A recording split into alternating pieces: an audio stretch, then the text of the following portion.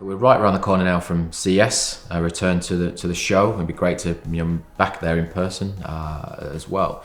What's your expectations for the show? What do you see as being the key headlines we'll see coming out there? I think the last couple of CES shows, there's been a massively growing focus on gaming, and I expect that to be the same this year. If we're looking at audio and home entertainment, then I wouldn't expect to see so many dedicated gaming speakers, soundbars, TVs.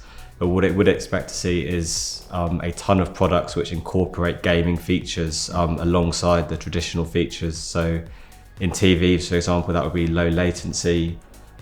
In speakers, soundbars, again, latency is really important, but also lights, colors to kind of appeal to that gaming crowd. Yeah, party speakers are likely to be really big at this year's CES. 2022 has been a bit of a quiet year for the audio industry, but even with that kind of context, party speakers have grown 33% year on year, Q1 to Q3.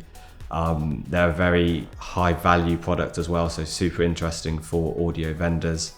The one caveat there is that currently JBL are incredibly dominant in this space, so it will be interesting to see if any other vendors really come with anything interesting to try and challenge this. We expect it to be a quiet CES for voice technology, but instead speaker vendors looking to introduce products with immersive features such as Dolby Atmos or Sony 360.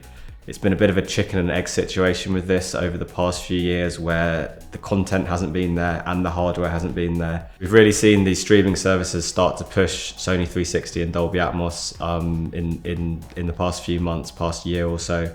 And we're pretty certain we're going to see a lot more speakers with this technology built in at CES this year, probably for launch later in 2023. On the higher end of the audio industry, we expect to see a lot more launches of active loudspeakers. So I think the kind of current downturn has focused lots of minds in the industry, and lots of vendors have realized that they can't just keep churning out the same products, and they're losing ground to companies who are pushing these active loudspeakers. So that's going to be a really interesting space at CES this year.